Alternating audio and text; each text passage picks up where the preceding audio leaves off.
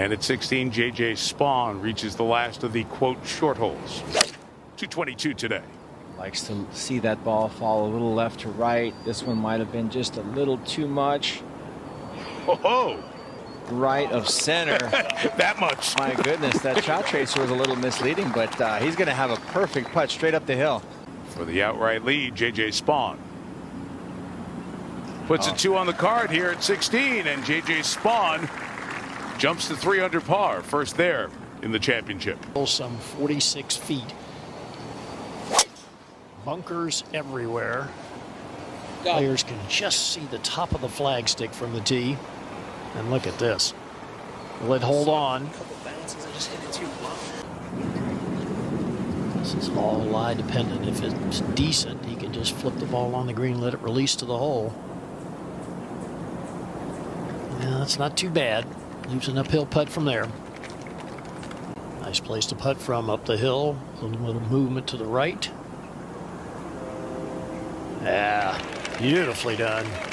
Extends the lead to 2 and 4 under par at Oakmont before making the turn on Thursday. 16 feet here. He's going to go hard right. Oh, come on. Yeah. J.J. Spaun stays bogey free.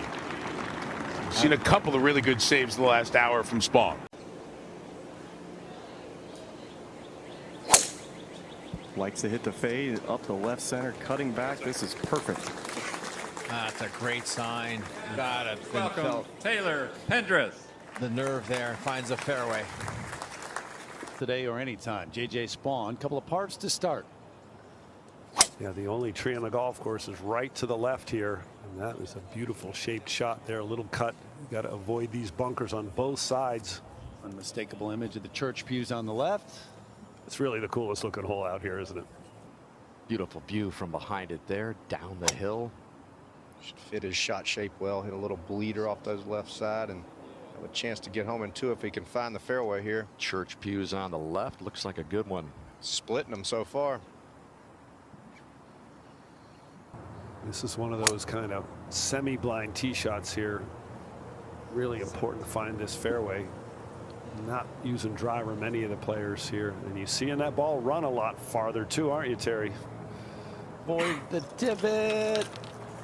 Yes. And off the left, kind of switching a little bit more to off the left right now. Nice to be a fader to this whole location online. Seen a 1 already today. Whoa. That took a hard hop, but had enough check on it, and Spaun with a beauty there. To putter in the 5-iron by Ben Hogan shared here. Out to the 6th. Spaun has this good look for birdie. And another one drops in for Spaun. Gets to 5 under. 4. Plays 16 yards downhill. Dan sets up beautifully for his little fade to hold up against the right to left slope, and that he's just absolutely splitting the middle of these fairways.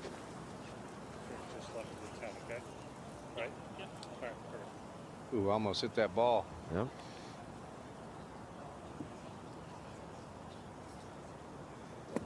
Give you an idea of how downhill it is. Down the. Got 9-iron. It was showing the wind graphic too, gusting up to 17. That's the most I've seen today. Yeah, he's bringing it in low. A little too far left potentially. It hung in there. Not too bad. It's going to drift a little closer. Be a lengthy. Just chipping a 9-iron here from 128. Just trying to take the spin off the ball. Oh, use that spin to his advantage right there. Continues to hit good shot after good shot, finding fairways. We need a lot more fingers a lot of times. Yeah. What a putt. Bouncing back again.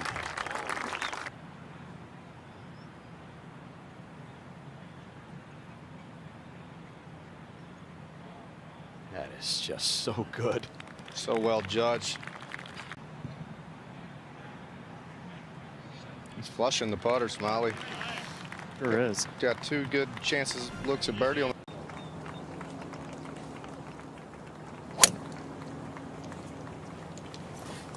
I think he's following his line. Let's see if it stays short. Gonna stay in the first cut, back into the fairway. Gonna be fine there, Smiley.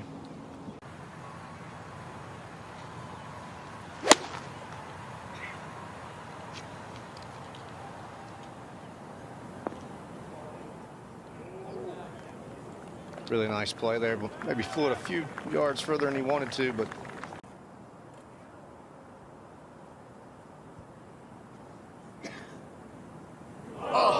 Just spun out. That was rude. You don't get too many good chances like that. That was a good putt. Just carried a little too much pace. Of a tough golf course, and one that is pretty special. J.J. Spaun trying to steer this in, even par for the day, as he plays 15 and finds the fairway. The beauty here at this just under 490-yard par 4. Played so tough yesterday, doing so again today.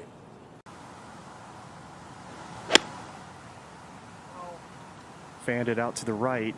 Needs a cover on this line. Oh, it did. Got there. Boy, it did. It looked like he was trying to keep that thing. Pretty flat putt here. Good putt. Yes. Wow. JJ starts it up the left side. Up in that wind, it's blowing from left to right. It could be overcutting. It's okay. Land softly enough. Everything about that shot And was from a fade. Shreveport, Louisiana, please. Change directions as well. JJ starts it at the center of the green, cutting back now towards the flag. Nice club selection. Boy, what a good golf swing that was. Did you see a birdie at the first? What do you think? Got it.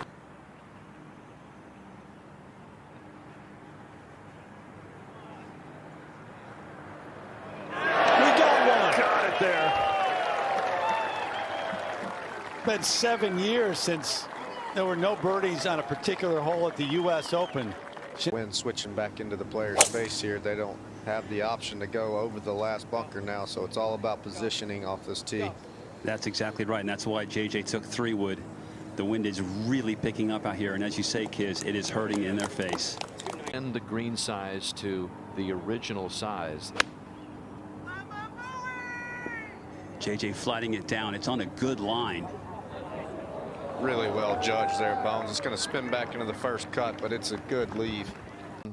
Just off the edge of the green at the second. Makeable. He's been so good with that short game, and now he's got a little left coming back for par. Spaun is at the fourth, attacking with his third. Yeah, got it far enough down here from the fairway bunker to really have a good chance at look at birdie here. That'll work. Should spin back to it. Might end up having a closer look than Sam Burns. He just down, as we mentioned, and Spaun now to get the 3 under. Putting uphill. Left himself the perfect lead there, whereas Sam left himself an almost impossible putt from several feet for his birdie. Position play with a fairway metal. A lot of noise coming off the turnpike as he plays that shot, but it appears to be in really good shape. You hear that as a player? You even hear that? Not really. The famous quote from Jack. You see that 180 yards where Sam Burns is standing. Very conservative play here for JJ, showing some confidence in his iron play. Right at it again. Boy, his swing looks good. It just looks like he can go very hard and never pull it. JJ for birdie. A very makeable look here up the hill, turning right to left the entire way. On line.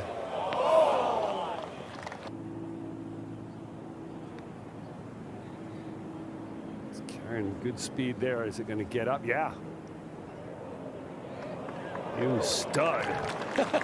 What a putt for J.J. Spaun.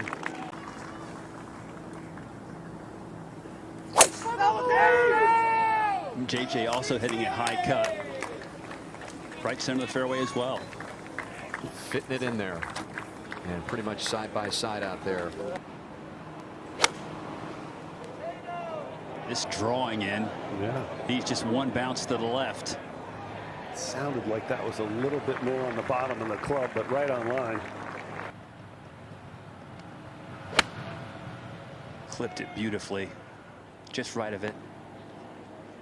There you go. Well, Judge going to have a nice look at it there. And much longer, Bones.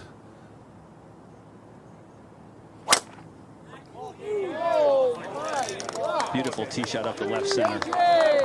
And he's just hit this low, penetrating cuts every single time. Just automatic, finds another fairway.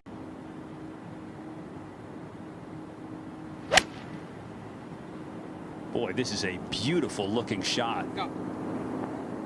Right at it again. Asking for it to go, didn't need much. Whew. Below the hole, beautiful approach and a great look. Didn't like it. Yeah, he hit it fat. Well behind it. I think the sand is a little bit thicker now because it's.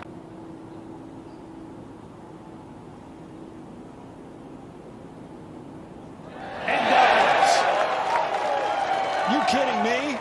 Still an under par round for J.J. Spaun, who has been in the heat of this major championship since day one. After he fired the only bogey-free round of the first round, that's 66. J. Spaun has a good look here, Smiley. Sand wedge in hand. Try to bring the flight down back to this breeze. On a good line. Bangs it off the stick. Maybe a bad break. That is a terrible break. This is going to finish way back in the fairway here, where we saw a lot of guys driving it early in the week when it was downwind. Big time back to front tilt on this green, and that is one of the worst breaks we've seen all week. I mean, because that thing was going to spin in there, you would think, pretty close. Oh, it's definitely going to be better than that. There's no doubt about that. He's got to skip something back here, back into the breeze. Watch the skip. Really well judged. Should be putting for 3 from there, but now he's going to have to make that for 4. The 2 great U.S. Open tests that he's passed. It's not going Man, to he get didn't hit there. it. Bogey start for the guy that's been so consistent for 3 days. Only break he's gotten today. This didn't go into the primary rough. J.J. Spaun on the way. This ball will feed down from the right to the left. Man, it's so softly it never took the slope, but that's a downhiller there for.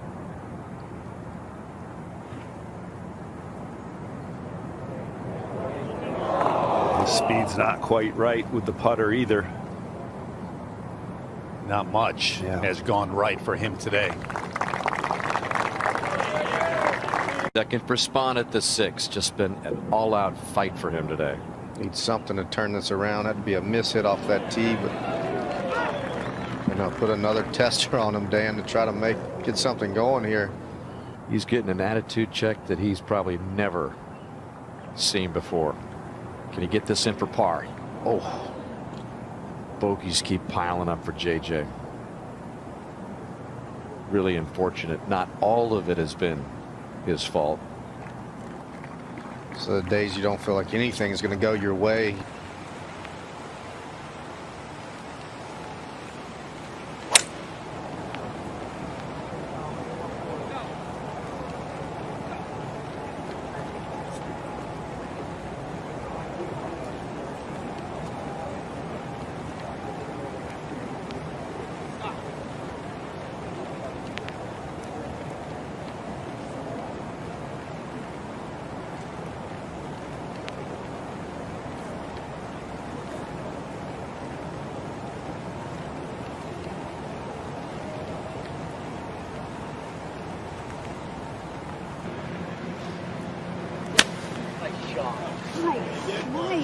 Hold it a little left.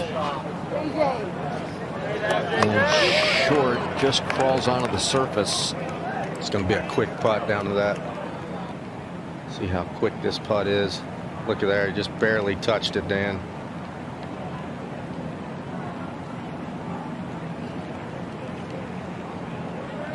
J.J. Spaun! From 40 feet. One back. And this is a 6-iron. Right at the TV tower, middle of the green. You know it. Well, how about that? We've seen an 8 from Ortiz, a 7 from Hatton, now a 6 from Spaun, right where you want to hit it. 39 holes, 13. Time to say it again. This for the outright lead. Think you'll be saying that, Terry, Yeah, after his start? He can make this.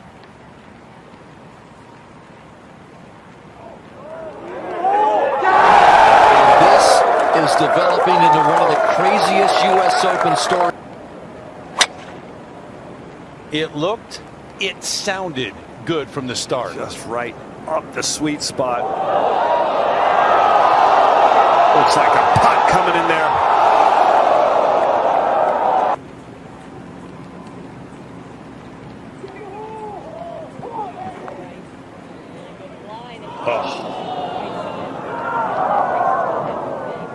Not quite done yet. Not a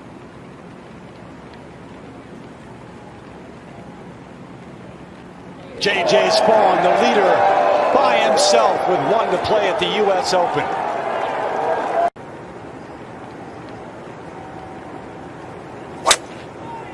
Is starting up the left side, and this is that patented cut right down the middle. What a beauty.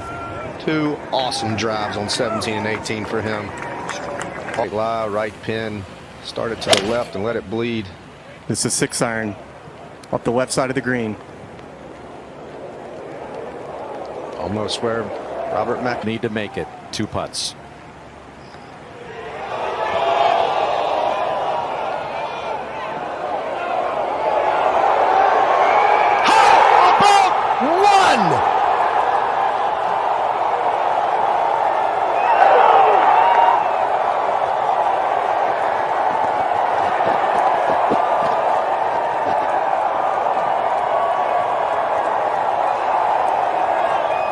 In one of the most unlikely final round Sundays in U.S. Open history. Let's go down to Mike Tirico. Thank you, Dan Hicks. Pittsburgh, great job waiting through the rain. So why not give a welcome to the winner of the 2025 U.S. Open, J.J. Spaun.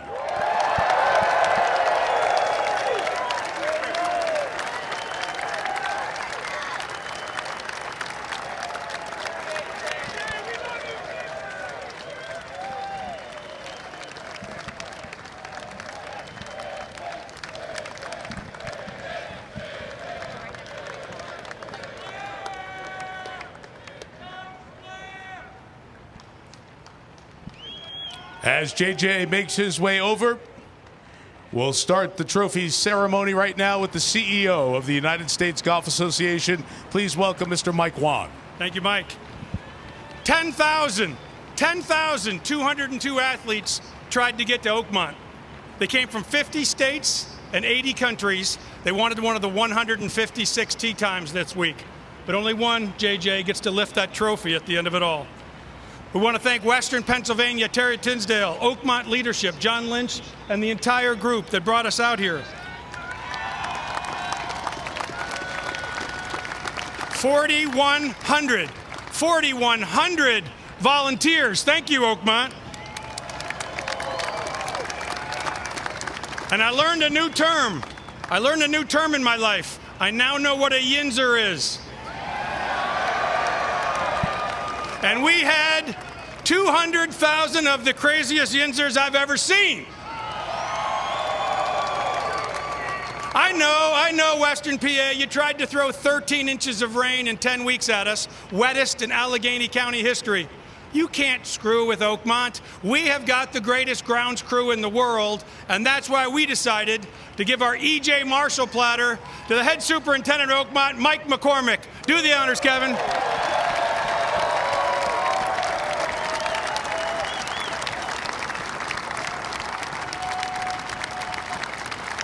Congratulations, Mike.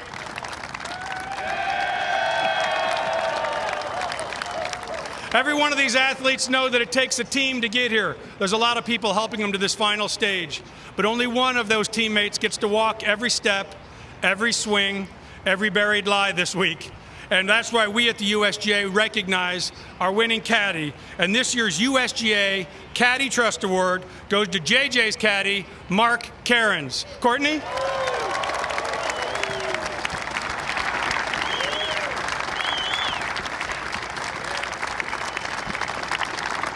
Nice job, Mark. Lastly, to all the fathers out here that have given your Father's Day to be here, all the folks from NBC, Oakmont, USGA, and all around that gave up their Sunday so that fathers all around the world could watch us on TV, we at the USGA want to say thank you. Now to celebrate our Low-Am for the week and our U.S. Open champion, please welcome me and joining to the stage, USGA President Fred Perpall.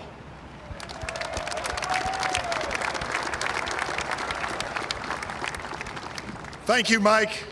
This year's U.S.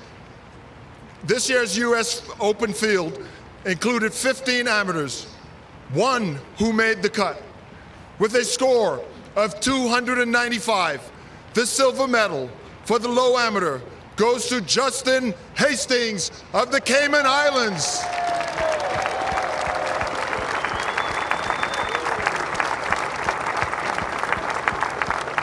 And now it is my honor to welcome the champion of the 125th United States Open with a score of 279, the Jack Nicklaus Gold Medal for the winner of the 125th U.S. Open goes to J.J. Spaun of Los Angeles, California.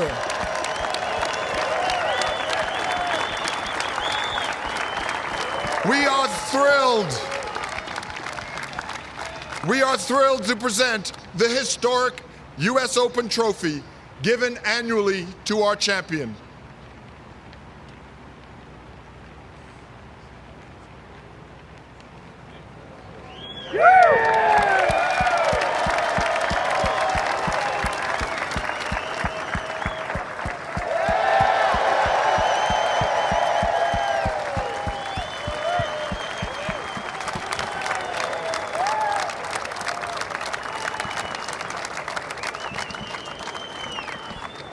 I don't want to interrupt your moment with the trophy, but you got a whole lifetime with that trophy now.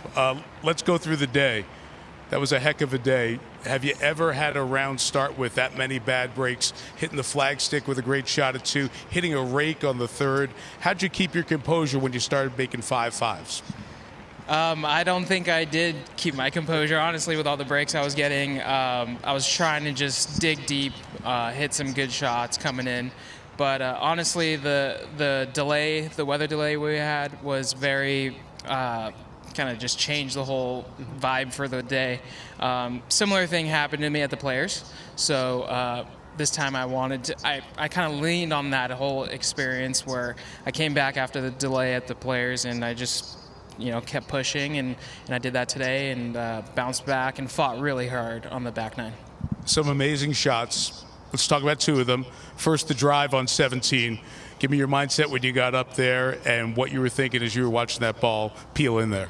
Yeah, in the practice round, I hit a nice, same sort of ball-shaped shot to the pin, and I was just envisioning that and pulled it off, and it was a nice finish where it was 12, 15 feet behind the hole, and happy to walk away with a birdie.